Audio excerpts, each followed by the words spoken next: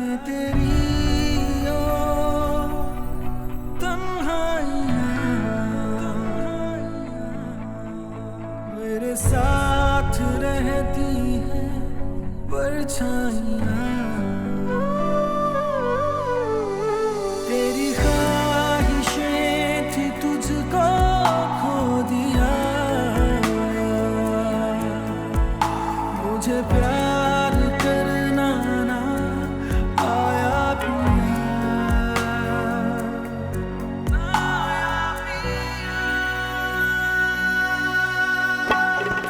काश जुदा ना होता तू काश वफा ना होता कुछ तूने कहा तो होता कुछ तूने सुना तो होता तू क्या जाने मेरे पिया तू क्या जाने क्या मेरे पिया तू क्या जाने मेरे पिया तू क्या जाने क्या मेरे पिया।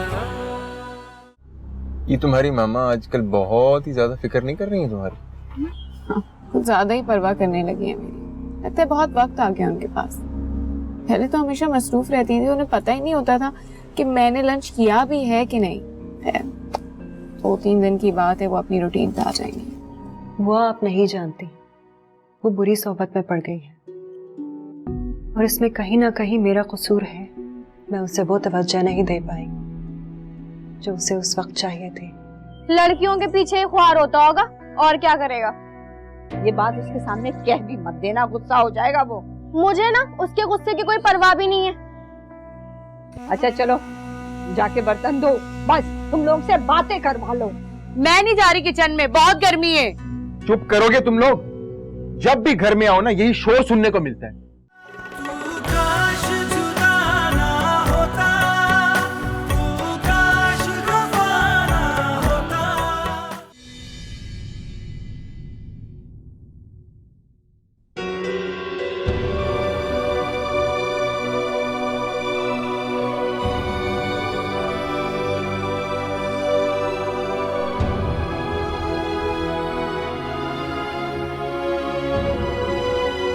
मुझे अपनी आंखों पे यकीन नहीं आ रहा।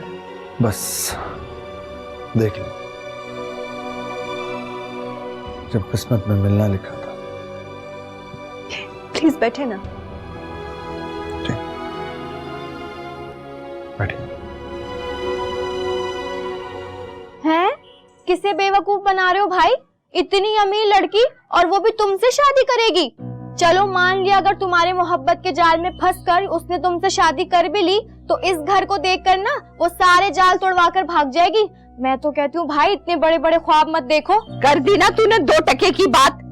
अरे मेरा बेटा ये कह रहा है तो कुछ सोच समझ के कह रहा होगा ना। और हीरा को तो मैंने वैसे भी मोहब्बत के जाल में फंसा लिया। बस उसकी माँ को समझाना बाकी है।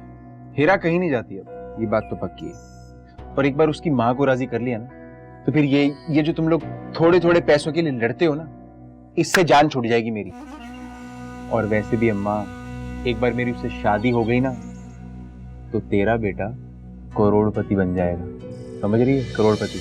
अरे फुल टाइम फिदा है तुम्हारे भाई पे वो, और मेरी खातिर अपनी माँ को छोड़ने के लिए तैयार है। और क्या चाहिए? अगर उसने माँ को छोड़ दिया तो हमें क्या फायदा होगा? उल्टा हमें नुकसान होगा। अरे माँ जो है उसको जायदाद से आंख ना कर दे। देख माँ की रजामंदी से शादी करना, देख लेना जहेज में तुझको बहुत कुछ मिलेगा। अरे हौसला रखो अम्मा, एक बार हीरा हमारे घर आ गई ना तो फिर समझ लो सब हमारा ही है। उसकी माँ का हीरा के अलावा और कोई नहीं है। बस समझ, अगर वो आ गई तो बाकी सब कुछ भी आ गया। गाड़ी, घर, जायदाद और पता नहीं क्या क्या है उन लोगों के पास, पता ही नहीं अभी तुझे। अब बस जल्दी से उनके घर ले चल मुझे, ताकि तेरी रिश्ते की बात करूं मैं। बस अब नहीं देखी जाती और ये मुफलिसी। सबर सबर सबर अम्मा, मैं चाहता हूँ कि बेटी के साथ साथ माँ को भी मुट्ठी में कर ले, ताकि कोई गुंजाइश ना बचे। और अगर उसकी माँ ना मानी तो? अरे मानना तो पड़ेगा उसकी माँ को, क्योंकि उसकी बेटी को मैंने ऐसा मुट्ठी में किया है और कहीं जा ही नहीं सकती वो। काश ये सब कुछ जल्दी से हो जाए और मैं आंखें खोलूं और सब बदल जाए। तंग आ गई मैं इस गुर्बत से भैया, बहुत। बस अम्मा, थोड़ा सा सब्र।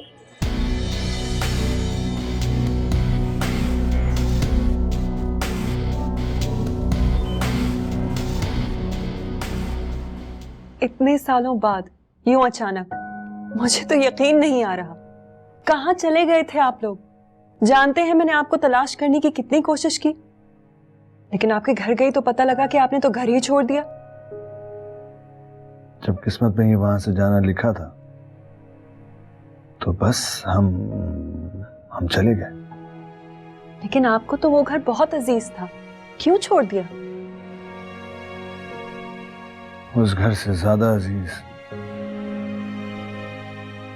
कुछ और था मेरे लिए,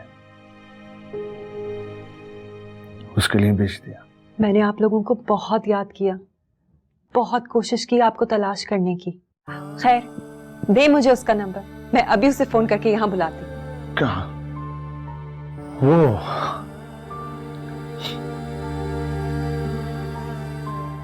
वो अब नहीं आएगी। इसका मतलब है कि वो मुझसे अब तक नाराज है। आप मुझसे बात तो करवाएं, मैं फौरन उससे मना लूंगी। देखती हूँ मेरी बहन कितनी देर मुझसे नाराज है। तुम्हारे जाने के कुछ अरसे के बाद आशा का इंतकाल हो गया था।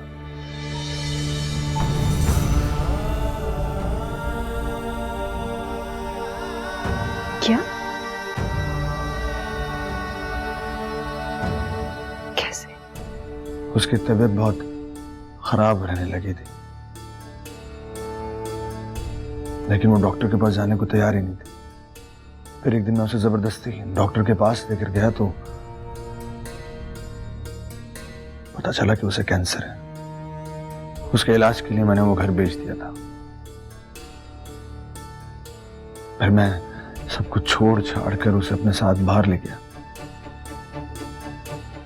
ताकि उसका इलाज अच्छी तरह से करवा सकूं।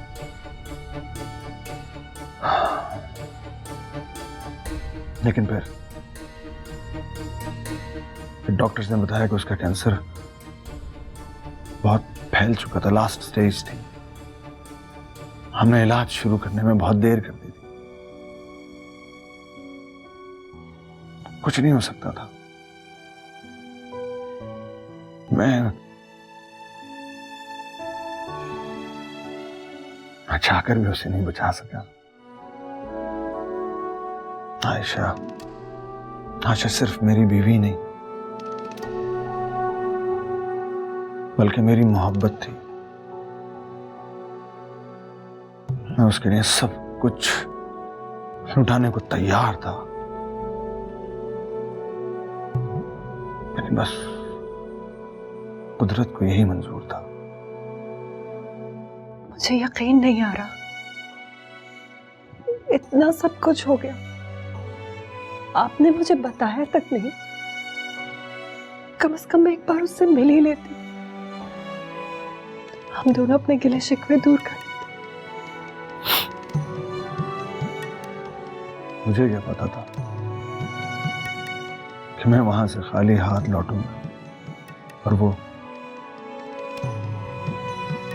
वहीं रह जाएगी। किस्मत में जो लिखा होता है वही होता है। मैं हमेशा अल्लाह से गिला करती रही कि उसने मुझे इतनी मोहलत नहीं दी कि मैं आसिम को बचा सकूं। आपको तो मोहलत भी दी, लेकिन फिर भी आप उसे बचा नहीं सके।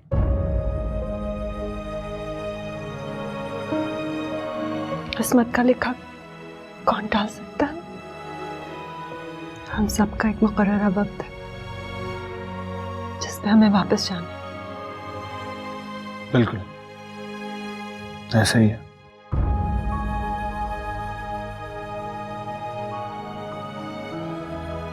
कहाँ रह रहे हैं आप आजकल? मैं शगुफ्ता आपा के साथ रह रहा था, मगर अब अपने लिए एक छोटा सा घर देख रहा हूँ। आयशा की डेथ के बाद तो मैंने अपने घर के बारे में तो सोचना ही छोड़ दिया था बिल्कुल। लेकिन आखिर कब तक मैं शगुफ्ता आपा के साथ रह सकता था? शायद अब आप समझ गए होंगे कि मैंने तब वो घर क्यों छोड़ा था। तुमने बिल्कुल ठीक किया फायजा। आज तुम्हें यहाँ इस मकाम पर देखकर मुझे बहुत खुशी हो रही है। फायजा, तुमने यह साबित कर दिया कि एक काबिल औरत मर्द के बगैर भी कामयाब हो सकती है। यकीनन तुम्हारा यह सफर आसान नहीं होगा, लेकिन आखिरकार तुमने अपनी मंजिल को पा ही लिया। तुम जैसी बहादुर और खुददार औरत ही ऐसा कर सकती है। वाकई फायजा, वाकई तुम्हें जितना सराहा जाए उतना कम है।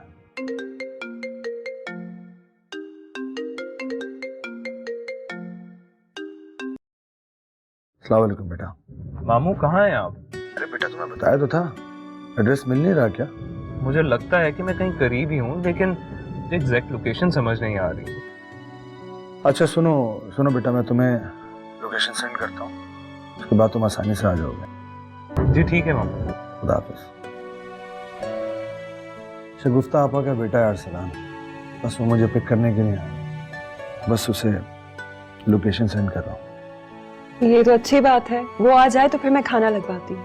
अरे नहीं नहीं फैजा प्लीज, किसी भी किस्म के तकल्लुफ की जरूरत नहीं है, मुझे कहीं जाना है जरूरी। कैसी बातें कर रहे हैं हम? इतने सालों बाद मिले हैं, खाना तो आपको खा के जाना पड़ेगा। इंशाल्लाह फिर कभी सही, तभी मैं चलता हूँ। इत्तेफाक से जो घर मैंने पसंद किया है वो बस यहाँ नजदीक ही है। इंशाल्लाह उसकी अच्छी डील बन गई तो फिर तुमसे मुलाकात होती रहेगी। ये तो बहुत अच्छी बात है।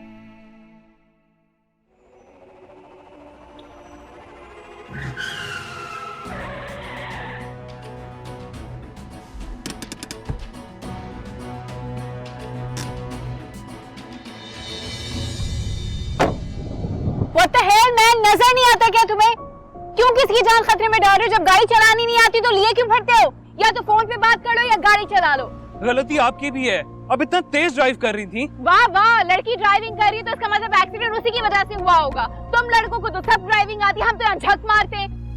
देखिए, आप बिला वजह गुस्सा कर रही हैं। शुक्र करें कि कोई नुकसान नहीं हुआ। अगर मैं एन वक्त पे ब्रेक ना लगाती ना तो पता नहीं क्या होता, तुम अपनी गाड़ी लेके चले जाते। ठीक है, लड़की होने के नाते मैं आपसे माफी मांग लेता हूँ, लेकिन गलती सरासर आपकी है। गलती मेरी नहीं है, गलती तुम्हारी है। शुक्र करो मेरी गाड़ी को कोई नुकसान नहीं हुआ, वरना तुम्हें मैं जिंदा नहीं छोड़ती। तो मैं भी शुक्र कर रहा हूँ कि आपकी गाड़ी का कोई नुकसान नहीं हुआ, ना पता नहीं आप क्या करती। ऊपर से आप अपनी गलती भी नहीं मान रही। गलती मेरी नहीं है, गलती तुम्हारी है। ठीक है, मैं आपसे फिर माफी मांगता हूँ, अब जाएं प्लीज।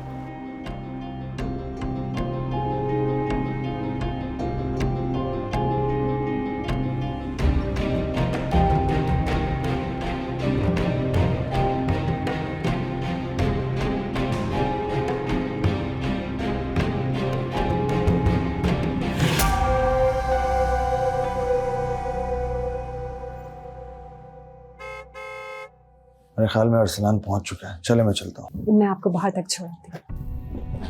चलिए।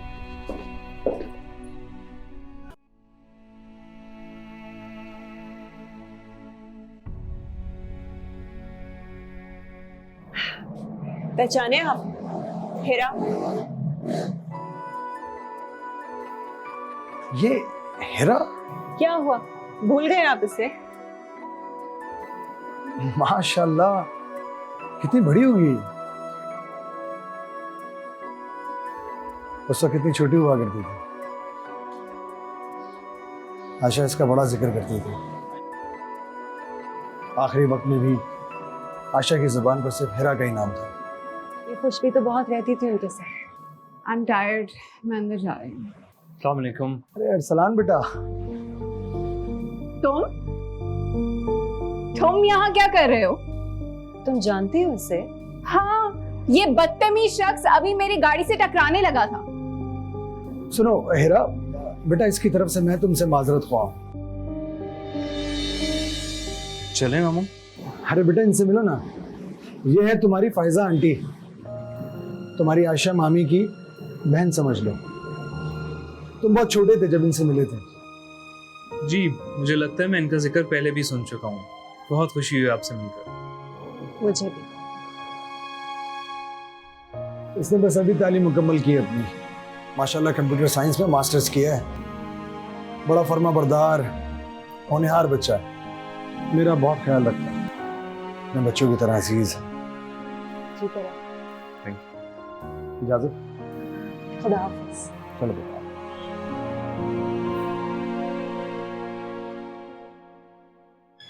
अरे अच्छा हुआ बेटा तुम आ गई, मैं भी खाना लगाने लगी थी। लेकिन मैं तो खाना खा चुकी हूँ। मैंने मामा से कहा भी था कि मेरा इंतजार ना करें। बेटा कभी कभी माँ के साथ भी खा लिया करो। आज वो तुम्हारी वजह से जल्दी आई है। मेरी वजह से या अपने मेहमानों की वजह से? मेहमान तो अचानक आ गए थे बेटा, वो तो तुम्हारी वजह से जल्दी आई है। उन्हें इतनी परवाह कब से होने लगी मेरी? मैं जा रही हूँ अपने रूम में। हिरा,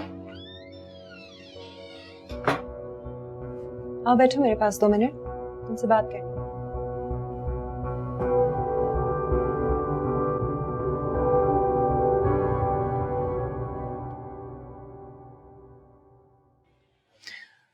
मुझे तुम्हारी फिक्र आज कल से नहीं है, जिस दिन से तुम पैदा हुई हो उस दिन से है।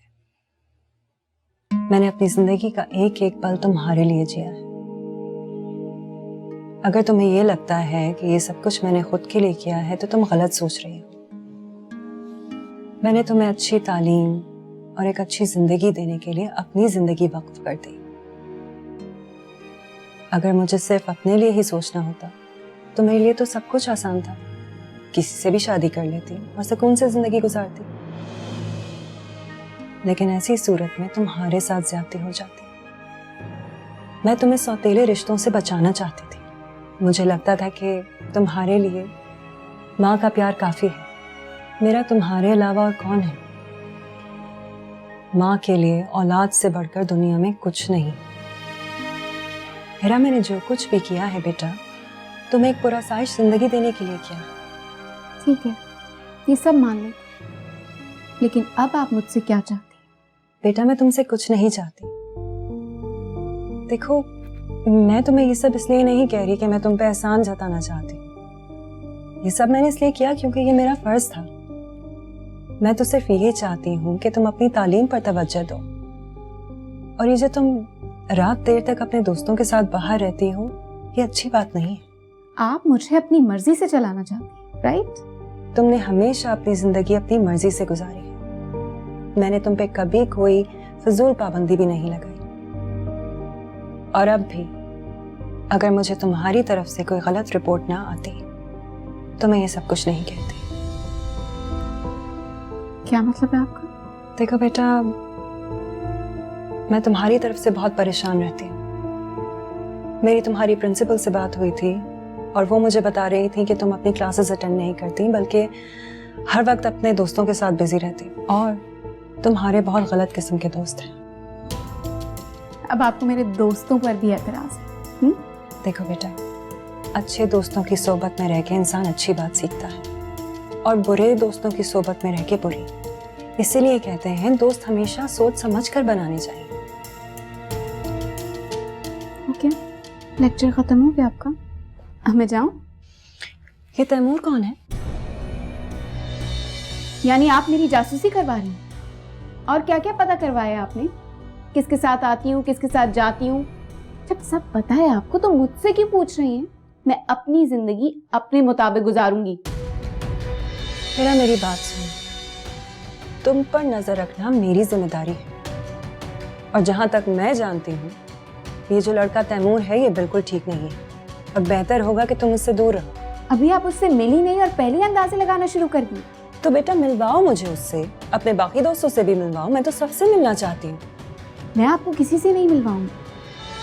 और बगैर मिले जब आपकी राय उनके बारे में ऐसी है तो मिलकर क्या करेंगी? और वैसे भी आप तो सब कुछ जानती हैं उनके बारे में, तो क्यों मिलना चाहती हैं? और वैसे भी आपको उनसे मिलवा के मैं उनकी इंसल्ट नहीं करवा सकती। देखो हेरा, मैं तुम पर कोई सख्ती नहीं करना चाहती, लेकिन अगर तुम मेरी बात नहीं मानोगी तो मजबूरन मुझे सख्ती करनी पड़ेगी। और अब कर भी क्या सकती हैं? एक बात याद रखिएगा, मैं आप ही की बेटी हूँ। अगर आपने मुझ पे फजूल की पाबंदियां लगाई तो मैं घर छोड़कर चली जाऊंगी। आपको क्या लगता है आपके घर में रहने के लिए मैं आपकी बातें सुनूंगी? मैं अपनी जिंदगी अपनी मर्जी से गुजारूंगी। आपने भी तो अपनी जिंदगी अपनी मर्जी से गुजारी ना, तो मैं क्यों नहीं कर सकती अपनी मर्जी? मैं तो सारी जिंदगी तरसती रही कि मुझ पर भी कोई हक जता जो मेरी फिक्र करे। बेटा तुम तो खुशकिस्मत हो कि तुम्हारी फिक्र करने वाली तुम्हारी माँ तुम्हारे साथ है। नहीं चाहिए ऐसी फिक्र, मुझे मेरे हाल पे छोड़ दें और आइंदा मुझसे इस टॉपिक पर बात नहीं करना। Do you get it?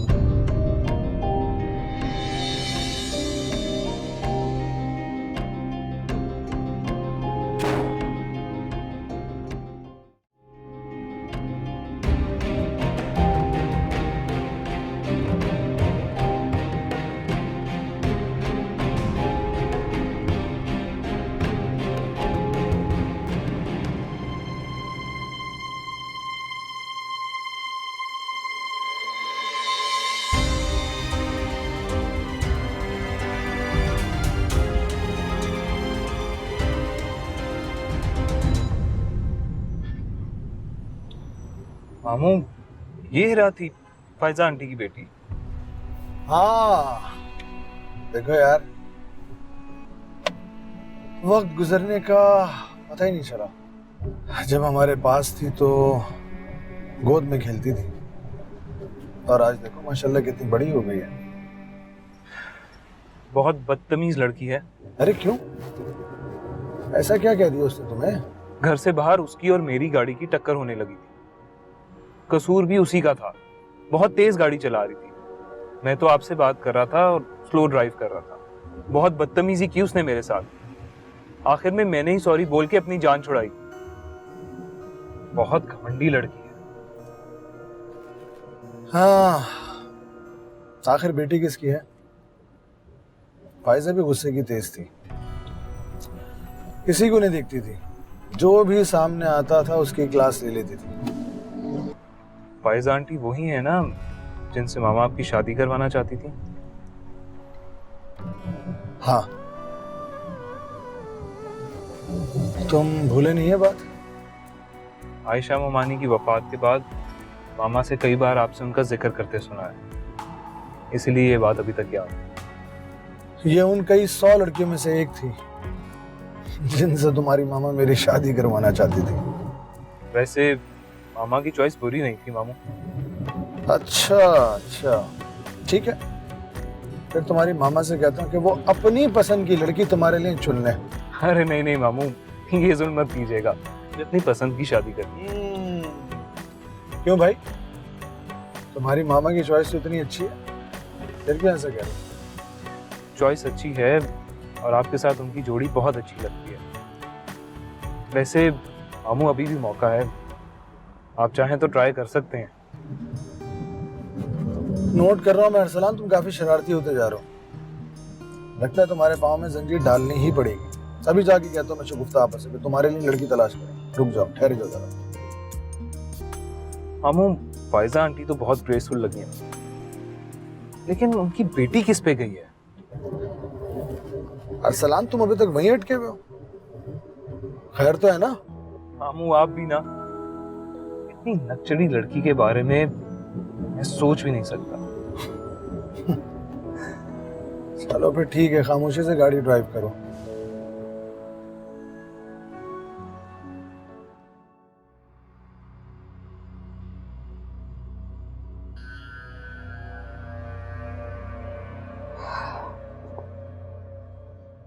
Hello. कहाँ थी तुम? कब से तुम्हारी कॉल का वेट कर रहा हूँ। तुमने कहा था घर जाके कॉल करोगी। I miss you. मेरा मूड ठीक नहीं था। क्या हुआ, मूड को ठीक तो है सब? वही मामा की बेजा रोक टोक, पता नहीं उन्हें क्या मसला है, क्यों मुझसे झगड़ती रहती हैं। क्या क्या कहा तुम्हारी मामा ने? बताओ तो सही एग्जैक्टली। तुम्हें पता है ना मुझे तुम्हारे लिए परेशानी होती। यार मुझे नहीं पता कि मैडम ने तुम्हारे बारे में उन्हें क्या कहा है, वो तुमसे मिलने का कह रही। हाँ तो ठीक है, मैं तुम्हारी मामा से मिल लेता हूँ ना, इसमें क्या मसला है? मिलके ये सारी कंफ्यूजन दूर हो जाएगी। यार वो अभी तुमसे बदगुमान है और मुझसे भी, और ये सही वक्त नहीं है मिलने का। जब सही वक्त आएगा मैं मिलवा दूंगी। ठीक है, तुम परेशान ना हो, मैं हर वक्त तुम्हारे साथ हूँ, ठीक है ना? तुम अपनी मामा को बेहतर जानती हो, इसलिए मैं तुम्हें फोर्स नहीं करूंगा। मैं तो बस इसलिए तुम्हारी मामा से मिलना चाह रहा था ताकि उनसे हमारे रिश्ते की बात कर सकूं। तैमूर, इतनी जल्दबाजी ठीक नहीं है। मैं जानती हूँ कब क्या करना है। ठीक है, जैसे तुम्हारी मर्जी। आज रात का क्या प्लान है? तुम बताओ। मेरा यहाँ दम घुट रहा है। मैं खुली फिजा में सांस लेना चाहती हूँ। मैं ऐसा करती हूँ, मैं थोड़ी देर में तुम्हारे पास आ जाती हूँ। ठीक है, मैं वेट करता हूँ। अच्छा सुनो। हाँ? तुम्हारी मामा की इन बातों ने कहीं तुम्हारे दिल में मेरे लिए शक तो नहीं डाल दिया? तुम पागल हो गए हो क्या? मैं तुम्हें बहुत अच्छी तरीके से जानती हूँ। मैं जानती हूँ तुम मेरे बारे में कोई ऐसी वैसी बात नहीं कहोगे।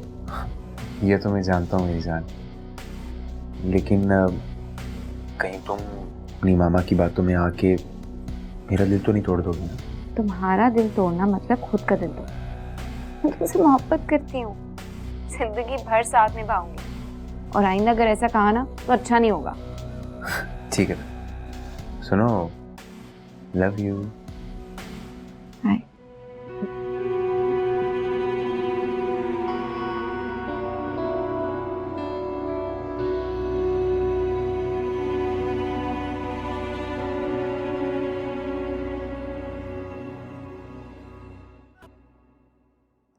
सब ठीक हो जाएगा बेटा, थोड़ा वक्त लगेगा, तुम परेशान मत हो। कैसे परेशान ना हूं बुआ?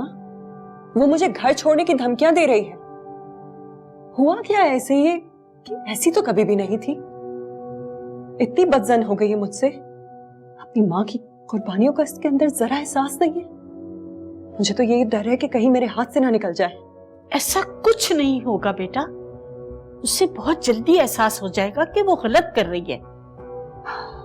आप नहीं जानती बुआ, जब से मुझे तैमूर के बारे में पता लगा है मैं वैसे ही और ज्यादा परेशान हो गई हूं। वो लड़का ऐसे बेवकूफ बना रहा है, और आप हिरा को जानती हैं, उससे दुनिया के दाव पेश के बारे में कोई इल्म नहीं है। कॉलेज और यूनिवर्सिटी के अलावा वो लोगों से मिली कहाँ है।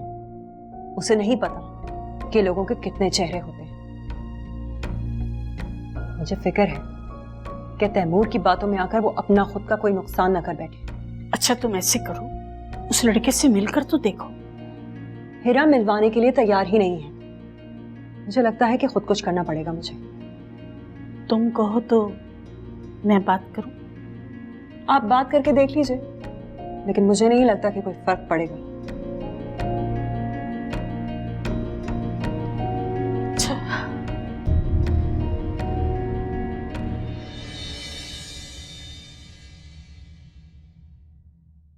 मैं तो फायजा आंटी की पर्सनालिटी से बहुत इम्प्रेस हुआ।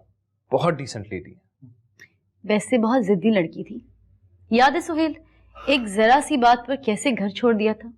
आयशा की मोहब्बत का भी जरा ख्याल नहीं किया, रातों रात घर छोड़ने का फैसला कर लिया था। क्या होता अगर वो सुहेल से शादी कर लेती, दोनों की जिंदगी ही संवर जाती। आपा, खैर उसकी जिंदगी तो अभी भी माशाल्लाह संवरी हुई है, बहुत शान और शौकत वाली जिंदगी गुजार रही है, और मैं तो उसे ऐसी जिंदगी दे भी नहीं सकता था। सच्ची बात तो ये है, उस वक्त का जो भी फैसला था, जो भी उसने फैसला किया, वो बिल्कुल ठीक किया। आपा, क्या खाक ठीक किया था? ठीक है, उसके पास बहुत सी आसाइशें होंगी, लेकिन है तो तन्हा ही ना। बेटी ब्याह के अपने घर चली जाएगी तो अकेले कैसे जिंदगी गुजारेगी? जवानी से ज्यादा बुढ़ापे में दुख सुख के साथी की जरूरत होती है। अगर वो इनकार ना करती तो ना ही तुम अकेले होते, ना ही वो। आपा अभी तक ये बातें भूली नहीं है। आपको मैं इशारा कर रहा हूँ, बच्चों के सामने क्या बातें लेके बैठ गई हैं आप? बच्चे कौन सा बच्चे रहे, वो भी अब जवान हो गए, और शादी की उम्र तो इनकी भी हो चुकी है। देखो, पहले की बात और थी, अब तुम बिल्कुल अकेले हो गए हो। खुदा के लिए मेरी बात मान लो और कर लो किसी से शादी। अब तो आयशा भी नहीं रही, कब तक ऐसे अकेले घूमते रहोगे? ऊपर से तुम्हारी ये जिद कि अलग घर लेके रहना है। पहले घर वाली ले आओ, फिर अलग घर भी ले लेना। मामू, मामा बिल्कुल ठीक कह रही हैं, आप कर लेना शादी। और वैसे भी आप तो अभी भी इतने स्मार्ट हैं कि कोई भी लड़की आपको देख के फौरन शादी के लिए हाँ कर देगी। तो ठीक है मामा। तुम भी क्या हो गया? तुम्हारी वालदा के अकेले कम थी तो तुम लोग भी एक साथ मिल के मेरे पीछे पड़ गए। रहम करो, खुदा का वास्ता है, रहम करो मुझ पर। अब इस उम्र में दूसरी शादी का गुनाह करवाओगे मुझसे? अस्तगफिरुल्लाह, दूसरी शादी कोई गुनाह नहीं है, और आयशा के बाद तुम पर दूसरी शादी वाजिब है। मामा आप एक दफा फिर बात करें फैजा आंटी से, हो सकता है कि वो मान जाएं। तब की बात और थी, उस वक्त उन्होंने आयशा मोमानी की मोहब्बत में शायद खामोशी इख्तियार कर ली।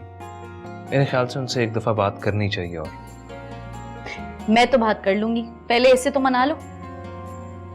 उस लड़की से बात करना कोई आसान काम नहीं है। उसने तब इतनी सुनाई थी जब उसके पास कुछ नहीं था। अब तो पता नहीं वो क्या करेगी। आपा खुदा के वास्ते ऐसी गलती दोबारा नहीं कीजिएगा। वैसे भी अब उसकी माशाल्लाह एक जवान बेटी है, वो इस एज में अपनी शादी करेगी अपनी जवान बेटी की। कैसे इंसान हो तुम, कुछ तो सीखो अपने बहनोई से। 2 जवान बच्चों के होते हुए भी उसने दूसरी शादी कर ली। ना मेरा ख्याल किया ना बच्चों का, अपनी और मेरी उम्र का भी लिहाज नहीं किया। मामा प्लीज पापा का जिक्र मेरे सामने मत किया करें, मेरा गुस्सा कंट्रोल में नहीं रहता। उन्होंने मेरी माँ को इस उम्र में दुख दिया है, उसके लिए मैं उन्हें कभी माफ नहीं करूंगा। मैं तो सिर्फ आपकी वजह से खामोश रह जाता हूँ, वरना पता नहीं क्या कर दूं उनके साथ। जैसा भी है तुम्हारा बाप है, तुम्हारा गुस्सा करना नहीं बनता, इसलिए तुम्हें खामोश रहने का कहती हूँ। अरसलान रिलैक्स। आपा प्लीज जो कुछ भी हुआ है उसे भूल जाइए। शुक्र करें आप कि ये बच्चे आपके पास इस वक्त बैठे हों। आप अकेली तो नहीं है ना? आज नहीं तो कल उन्हें इंशाल्लाह अपनी गलती का एहसास हो जाएगा। उसका तो नहीं पता, लेकिन मुझे अपनी गलती का एहसास हो रहा है। मैंने कैसे आयशा को मजबूर किया था कि वो तुम्हारी दूसरी शादी करवा दे। उस बेचारी के दिल पे क्या गुजरी होगी मैं ये आज समझ सकती हूँ, लेकिन मैंने ये सिर्फ तुम्हारी औलाद की खातिर किया था, वरना मैं ऐसा कभी ना करती। मैंने जैसा दूसरों के लिए चाहा वो मेरे साथ हो गया। आप ऐसी बातें ना किया करें प्लीज। आशा आपकी बहुत इज्जत करती थी, वो जानती थी कि आप ऐसा क्यों कर रही हैं। वैसे भी हर इंसान की अपनी अपनी किस्मत होती है। आपके साथ जो कुछ भी हुआ वो आपकी किस्मत में लिखा था। सुहेल, मैं मर भी जाऊं ना तो मेरे बच्चों का ख्याल रखना। कैसी बातें कर रही हैं मामा? मैंने आपको मना भी किया हुआ है कि ऐसी बातें मत किया करें। मामा आपके अलावा हमारा है ही कौन? आप ऐसी बातें करती हैं तो हमें बहुत दुख होता है। सॉरी, मैं ऐसी जज्बाती हो जाती हूँ। अब मुझे देखें, आखिर मैं भी तो आयशा के बगैर जी रहा हूं ना, अकेला। लेकिन आपके पास तो आपके बच्चे। आप ऐसी मायूसी की बातें मत किया करें प्लीज। जाओ माया, चाय का इंतजाम करो। थैंक यू बेटा। तो बरखुरदार अब क्या इरादे हैं आपके?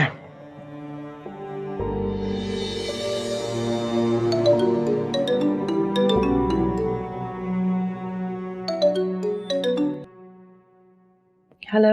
Good evening ma'am. मैम आपको याद है ना आज बिजनेस कम्युनिटी के साथ आपका डिनर है? देखिए आज नहीं, फिर किसी दिन कर लेंगे। एक्चुअली मेरी तबीयत कुछ ठीक नहीं है, फिर किसी दिन रख लेंगे, मैं नहीं आ पाऊंगी। लेकिन मैम वहाँ सब लोग सिर्फ आपके लिए आ रहे हैं, आप ही के इजाजत में डिनर रखा गया है। हो सके तो आप प्लीज वहाँ कुछ देर के लिए चली जाएं। किसी भी तरह ये डिनर पोस्टपोन नहीं हो सकता। मैम अब तो सब लोग वहाँ पहुँचने वाले होंगे, सारे अरेंजमेंट्स भी हो चुके हैं, बल्कि लोग फोन करके पूछ रहे हैं कि आप वहाँ कब तक पहुँचेंगी। अच्छा ठीक है, आप लोग पहुंचे, मैं वहीं आप लोगों से मिल लूंगी। Okay ma'am, I see you there. ठीक है मैम। Thank you.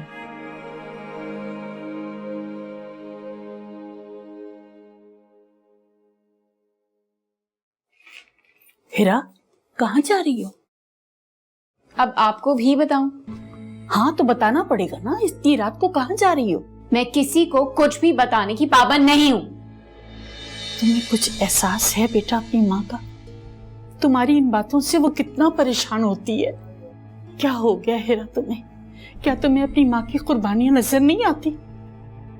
वो अगर तुम्हें वक्त नहीं दे पाई ना, तो वो तुम्हारे लिए आसाइशें इकट्ठी कर रही थी। वो कोई ऐश तो नहीं कर रही थी बेटा। अगर वो चाहती तो वो अपनी जिंदगी पुरसुकून बना सकती थी। जितना उसके पास था उसने तुम्हें दिया। तुम उस माँ की बेकदरी कर रही हो। अभी भी वक्त है बेटा, संभल जाओ। ऐसा ना हो कि तुम्हें बाद में पछताना पड़े। जो उन्होंने मेरे लिए किया ना, वो हर माँ अपनी औलाद के लिए करती है। एहसान किया है उन्होंने मुझ पे। तुम्हारी माँ ने जो तुम्हारे लिए कुर्बानियां दी है ना, वो हर माँ नहीं दे सकती। हर माँ माँ बनकर तो पाल सकती है, मगर माँ और बाप बनकर औलाद को पालना बहुत मुश्किल होता है बेटा। औलाद की जो जरूरियात एक बाप पूरी करता है ना, वो तुम्हारी माँ ने तुम्हारी पूरी की है। ऐसी माँ पर तो फख्र करना चाहिए तुम्हें, उसकी हर बात को सराहना चाहिए। कम से कम उसको इतना मान तो दो जिसकी वो हकदार है। बस कर दे, चुप हो जाए मुआ। मैं आपकी बातें सुन सुनकर ना थक गई हूँ। इन बातों पर गौर करके देखो, फिर तुम्हें एहसास हो जाएगा। और ये बातें बार बार कोई नहीं दोहराएगा बेटा। कर दिया ना मूड खराब। पहले मैंने उनका लेक्चर सुना, अब आपका। जा रही हूँ मैं। अच्छा, अभी रुक जाओ, तुम्हारी माँ को पता चलेगा तो बहुत परेशान होगी बेटा।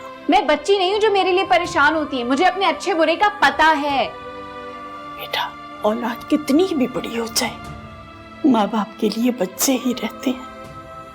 आप और मामा में कोई फर्क नहीं। आप दोनों आपस में ना मिलकर ये बातें किया करें। मुझे इन बातों से माफ, प्लीज हटे। इसे कब एहसास